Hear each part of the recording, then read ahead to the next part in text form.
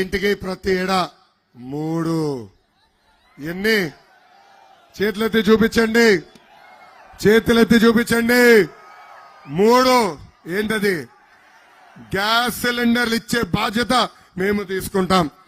ఇంకా మహిళలు ఆర్టీసీ బస్సులో కూడా ఉచితంగా ప్రయాణించే హక్కు కూడా తెలుగుదేశం జనసేన ప్రభుత్వం కల్పిస్తుందని ఈ సభాముఖంగా మీ అందరికీ మేము హామీ ఇస్తున్నాం.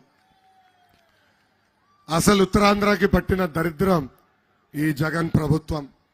3 రాజధాని పేర్లతో 3 ముక్కలు ఆట ఆడుతున్నారు.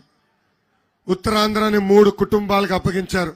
ఒక కుటుంబం పేరు బొత్స, ఇంకో కుటుంబం పేరు వైవి సుబ్బారెడ్డి, ఇంకా 3వ కుటుంబం పేరు విజయసాయిరెడ్డి. ఈ 3 కుటుంబాలు పందికొక్కులాగా ఉత్తరాంధ్రని పైన పడి దోచేసుకుంటున్నారు. ఎక్కడ భూమి దొరికినా దోచుకుంటారు. ఎక్కడ చెరువు కంపడితే అది కప్పేసి కొత్త పత్రాలు సృష్టిస్తారు. ల్యాండ్, శాండ్, వైన్ మాఫియాకి అడ్డగా ఉత్తరాంధ్రని మార్చేశారు ఈ 3 కుటుంబాలు. వాళ్ళకి చెప్తున్నా, 2 నెలలు బ్రదర్, 2 నెలలు వడ్డీతో సహా ప్రతిదీ కక్కిచ్చే బాధ్యత నేను తీసుకుంటా. ఇంకా విజయనగరం జిల్లాకి జగన్ పాదయాత్రలో 50 హామీలు ఇచ్చాడు. ఆ హామీలన్నీ చెప్పాలంటే ఒక రోజంతా పడుతుంది. ప్రధానమైన హామీలు కొన్ని మీకు దృష్టికి తీసుకొస్తున్నా. మొదటి హామీ, భోగాపురం ఎయిర్పోర్ట్ పూర్తి చేస్తా అన్నాడు. చేశాడా? లేదు. రామ్ తీర్థం ప్రాజెక్ట్ పూర్తి చేస్తా అన్నాడు. చేయలేదు. గోస్తాని, చంపావతి నదుల్ని అనుసంధానం చేస్తా అన్నాడు. చేయలేదు. అదేవిధంగా రాంభద్రాపురం పెద్దగడ్డ ప్రాజెక్ట్ ని పూర్తి చేస్తా అన్నాడు. చేయలేదు. పాలేరు నదిపై డ్యాం నిర్మిస్తానన్నాడు. అది చేయలేదు. స్వర్ణముఖి చిత్తగడ్డపై బ్రిడ్జ్ కూడా ఏర్పాటు చేస్తా అన్నాడు. అది కూడా చేయలేదు.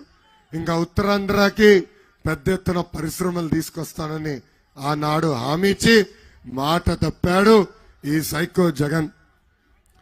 విజయనగరం జిల్లాను అభివృద్ధి చేసింది తెలుగుదేశం పార్టీ. ప్రజలందరూ ఒక్కసారి ఆలోచించాలా.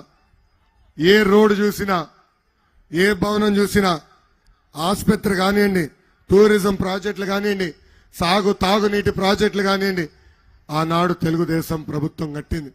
అంతెందుకు భోగాపురం కోసం ఆనాడు భూసేకరణ కూడా చేసిన ప్రభుత్వం తెలుగుదేశం ప్రభుత్వం. పట్టణంలో ఉన్న నిరుపేద కుటుంబాలకి తిట్కో ఇల్లు కూడా కట్టించి ఇచ్చిన ప్రభుత్వం తెలుగుదేశం ప్రభుత్వం. ఇంకా నెల్లిమర్ల నియోజకవర్గానికి వచ్చే గల పెద్దలు నారాయణ స్వామి నాయుడు గారు ఎమ్మెల్యేగా అనేక సార్లు ఇక్కడ గెలిచారు. నేను పంచాయతీరాజ్ గ్రామీణాభివృద్ధి శాఖ మంత్రిగా ఉన్నప్పుడు గురువు గారు నా దగ్గరికి సింపుల్ గా వచ్చి